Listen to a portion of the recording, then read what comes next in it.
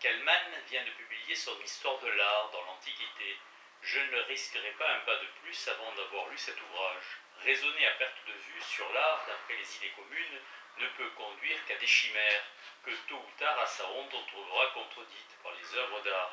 Les anciens aussi connaissaient les liens qui unissent la poésie à la peinture, et ils n'ont pas dû les resserrer plus étroitement qu'il n'était supportable pour l'une et pour l'autre. Ce que leurs artistes ont fait m'apprendra ce que les artistes en général doivent faire, et quand un pareil homme tient le flambeau de l'histoire, le raisonnement spéculatif peut hardiment le prendre pour guide. On a coutume de feuilleter un livre important avant de le lire sérieusement. Mon désir était, avant toute chose, de connaître l'opinion de l'auteur sur le Laocoon. Non quant à la valeur de l'œuvre, sur laquelle il s'est déjà expliqué ailleurs, mais sur l'époque à laquelle elle appartient. Qui suit-il sur ce point? Ceux qui pensent que Virgile a eu le groupe sous les yeux, ou bien ceux qui veulent que l'artiste ait travaillé d'après le poète? Je suis très satisfait que Winckelmann ne parle pas d'imitation de part ou d'autre, où en est l'absolue nécessité. Il n'est nullement impossible que les ressemblances signalées plus haut entre le tableau poétique et l'œuvre d'art soient accidentelles et non préméditées, et loin que l'un soit le modèle de l'autre, peut-être n'ont-ils même pas eu tous deux le même modèle. S'il s'était laissé séduire par une apparence d'imitation, il y aurait fallu décider pour la première solution, car il admet que le Laocoon est de l'époque où l'art a atteint chez les Grecs son plus haut point de perfection, du temps d'Alexandre le Grand. L'heureux destin, dit-il, qui a veillé sur les arts, y compris dans leur destruction, a conservé à l'admiration du monde entier un ouvrage de cette époque de l'art comme preuve de la vérité de l'histoire, lorsqu'elle parle de la noblesse de tant de chefs-d'œuvre détruits. Laocoon, avec ses deux fils, ouvrage d'Agésandre, d'Apollodore et d'Athénodore de Rhodes, appartient selon toute probabilité à cette époque, bien qu'on ne puisse la préciser elle-même ni indiquer, comme quelques-uns l'ont fait, l'Olympiade pendant laquelle florissaient ces artistes. Il ajoute en note, Pline ne dit pas un mot du temps où ont vécu Agésandre et ceux qui l'ont aidé dans son œuvre, mais Maffei, dans son explication des statues antiques, prétend savoir que ces artistes florissaient dans les 88e Olympiades. D'autres, comme Richardson, ont copié son assertion. Je crois qu'il a pris pour un de nos artistes un certain Athénodore, l'un des élèves de Polyclète, et comme Polyclète florissait dans la 87e Olympiade, il a placé son prétendu élève une Olympiade plus tard. Maffei ne peut avoir eu d'autres raisons. Il ne pouvait certainement en avoir d'autres, mais pourquoi Winckelmann se contente-t-il d'indiquer cette prétendue raison de Maffei? Se réfute-t-elle d'elle-même? Pas tout à fait, car même sans être étayée par d'autres éléments, elle forme à elle seule une petite probabilité, si l'on ne peut prouver par ailleurs qu'Athénodore, l'élève de Polyclète, et Athénodore, le collaborateur d'Agésandre et de Polydore, ne peuvent absolument pas avoir été une seule et même personne. Par bonheur, on peut le prouver, et cela par la différence de leur lieu de naissance. D'après le témoignage express de Pausanias, le premier Athénodore était de Clitor, en Arcadie, l'autre, au contraire, d'après le témoignage de Pline, était natif de Rhodes. Ce n'est certainement pas à dessein que Winckelmann a omis cette circonstance par laquelle il aurait victorieusement réfuté l'assertion de Maffei. Bien plutôt les raisons qu'il tire de la perfection de l'œuvre, d'après son incontestable science, lui ont paru d'un tel poids qu'il ne s'est pas inquiété de savoir si l'opinion de Maffei conservait ou non quelque probabilité. Il reconnaît sans doute dans le Laocoon trop de ces recherches si particulières à Lysippe, dont ce maître fut le premier à enrichir l'art, pour avoir pu considérer cette œuvre comme lui étant antérieure.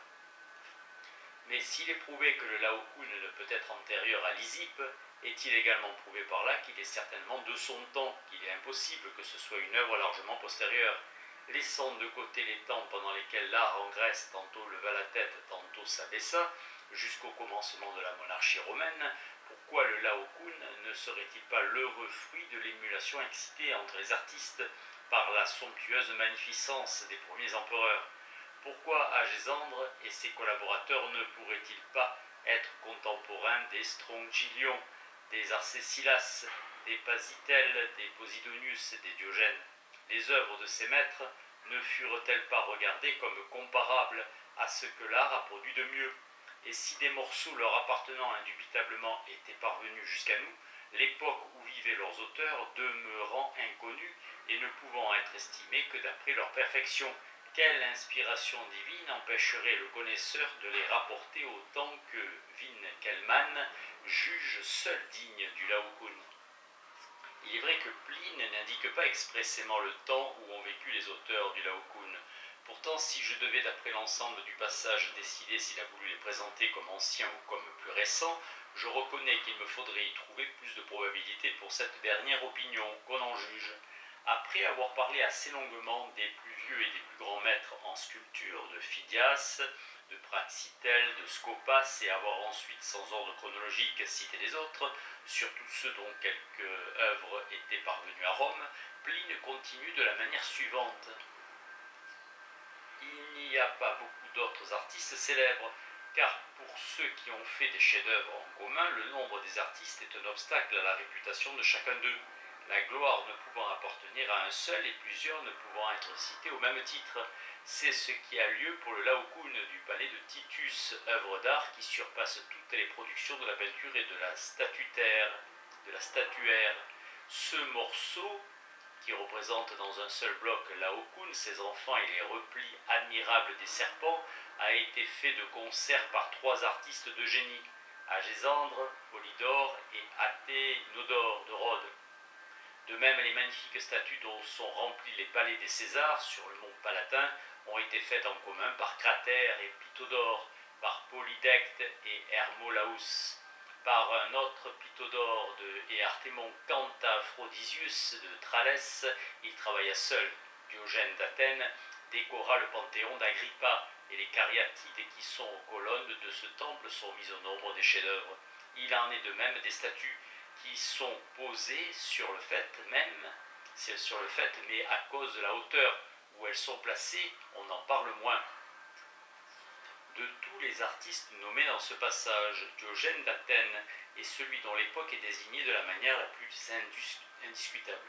Il a décoré le panthéon d'Agrippa, il a donc vécu sous Auguste. Pourtant, si l'on examine plus attentivement le texte de Pline, je crois qu'on y trouvera d'une manière aussi indiscutable l'époque de Cratère et de Polydore, de Polydecte et d'Hermolaus, du second Pythodore et d'Artémon, aussi bien que d'Aphrodisius et de Trale. Il dit, en parlant d'eux, les magnifiques statues dont ils ont rempli les palais des Césars. Je le demande, cela veut-il dire seulement que les palais impériaux étaient remplis de leurs admirables ouvrages, en ce sens précis que les empereurs les avaient fait rechercher en tout lieu pour les réunir à Rome, dans leur demeure? Certainement pas, ils ont dû réaliser leurs œuvres expressément pour les palais impériaux. Ils ont dû vivre au temps des empereurs.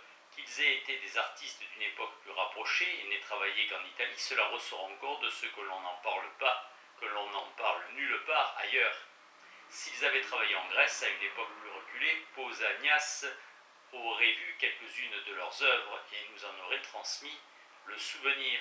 On trouve chez lui, il est vrai, un Pythodore, mais Ardouin a grand tort d'y reconnaître le Pythodore du passage de Pline, car Pausanias décrit la statue de Junon, œuvre du premier Pythodore qu'il a vu à Coronée en Béotie, comme une ancienne statue, désignation qu'il n'applique qu'aux ouvrages des maîtres qui ont vécu aux époques les plus reculées et les plus grossières de l'art, longtemps avant Phidias et Praxitèle. Les empereurs n'auraient certainement pas orné leur palais de pareilles œuvres. Encore moins faut-il tenir compte de l'autre conjecture d'Ardouin, selon laquelle Artémon est peut-être le peintre du même nom dont Pline a parlé ailleurs. La ressemblance des noms ne crée qu'une bien faible probabilité, bien loin d'autoriser à faire violence au sens naturel d'un passage qui ne présente pas d'altération. Mais s'il est hors de doute que Cratère et Pythodore, Polydecte et Hermolaus et les autres ont vécu sous les empereurs dont les palais ont été remplis par eux d'admirables ouvrages, il me semble qu'on ne peut assigner une autre époque aux artistes cités auparavant, à partir desquels Pline arrive par la transition d'un d'eux-mêmes, et ceux-ci sont les auteurs du Laocoon. Qu'on veuille bien y réfléchir. Si Agésandre, Polydore et Athénodore étaient des maîtres, aussi anciens que le veut Winckelmann, serait-il convenable à un écrivain pour lequel la précision des termes n'est pas de peu d'importance, lorsqu'il veut immédiatement passer de ses maîtres à des maîtres tout récents, de faire cette transition au moyen d'un de-même? On objectera pourtant que ce de même ne porte pas sur l'analogie quant à l'époque, mais sur une autre circonstance commune à ces maîtres, si dissemblable par ailleurs sous le rapport du temps où ils vivaient. En effet, Pline parle d'artistes qui avaient travaillé en commun et qui, à cause de cette communauté, étaient restés moins connus qu'ils ne le méritaient, car aucun d'eux ne pouvait s'attribuer à lui seul l'honneur de l'œuvre commune, et il eût été trop long de nommer à chaque fois tous ceux qui avaient eu part. La gloire ne pouvant appartenir à un seul et plusieurs ne pouvant être cités au même titre. En conséquence, leurs noms réunis étaient tombés dans l'oubli. Cela s'applique tant aux auteurs de Laocoon qu'à maintes autres artistes que les empereurs ont employés pour leur parler. J'y consens. Mais après cette concession, il reste encore très vraisemblable que Pline n'a voulu parler que des artistes récents qui avaient travaillé en commun. Car s'il avait voulu parler des anciens maîtres, pourquoi n'aurait-il cité que les auteurs du Laocoon? Pourquoi n'en aurait-il pas nommé d'autres? Onatas et Calitel, Timoclès et Timarchide, ou bien les fils de ce Timarchide, auteur commun d'un Jupiter qui se trouvait à Rome. Winckelmann dit lui-même que l'on pourrait dresser une longue liste de vieux ouvrages qui avaient eu également plus d'un père. Pline n'aurait-il songé qu'aux seuls Agésandre, Polydore et Athénodore, s'il n'avait expressément voulu se borner aux temps les plus rapprochés? Par ailleurs, si une conjecture est d'autant plus probable qu'elle explique de plus nombreuses ou de plus grandes obscurités, il en est certainement ainsi à un très haut degré de celle qui fait fleurir les auteurs du Laocoon sous les premiers empereurs, car s'ils avaient travaillé en Grèce au temps où les places Winckelmann, si le Laocoon était demeuré autrefois en Grèce, le silence gardé par les Grecs sur une telle œuvre, qui surpasse toutes les productions de la peinture et de la statuaire, devrait paraître on ne peut plus étrange. Il serait incompréhensible que d'aussi grands maîtres n'eussent rien fait d'autre, ou que Pausanias n'eût rencontré dans toute la Grèce aucun de leurs autres ouvrages, pas plus que le Laocoon lui-même. À Rome, au contraire, le plus grand chef-d'œuvre pouvait rester longtemps inconnu, et si le Laocoon avait été achevé sous Auguste, il ne devrait plus paraître étonnant que Pline eût été le premier à y penser, le premier et le dernier. Qu'on se rappelle en effet ce qu'il dit d'une Vénus de Scopas qui se trouvait à Rome dans un temple de Mars. Qui aurait été un monument en un autre lieu, mais à Rome, la grandeur des chefs-d'œuvre l'éclipse, et tant de devoirs et d'affaires détournent chacun de l'examen de pareils travaux. Pour les admirer, il faut du loisir et un grand silence. Ceux qui sont disposés à voir dans le groupe du Laocoon une imitation du Laocoon de Virgile accepteront avec plaisir ce que j'ai dit jusqu'ici. Il s'est présenté à moi une autre supposition qu'ils ne pourraient guère blâmer non plus. Peut-être penseront-ils est-ce Asinius Polion qui a fait exécuter par des artistes grecs le Laocoon de Virgile. Polion était un ami intime du poète. Il lui a survécu et paraît même avoir composé un ouvrage spécial sur l'Énéide, car où pourrait-on placer aussi bien que dans un ouvrage spécial sur ce poème les remarques détachées que Servius cite de lui? De plus, Polion était un amateur et un connaisseur d'art. Il possédait une riche collection d'excellentes œuvres d'art anciennes et en fit exécuter de nouvelles par des artistes de son temps. Un ouvrage aussi supérieur que le Laocoon était parfaitement en rapport avec le goût qu'il montrait dans son choix. Étant plein de feu, il voulait qu'on examinât ces objets d'art dans les mêmes dispositions.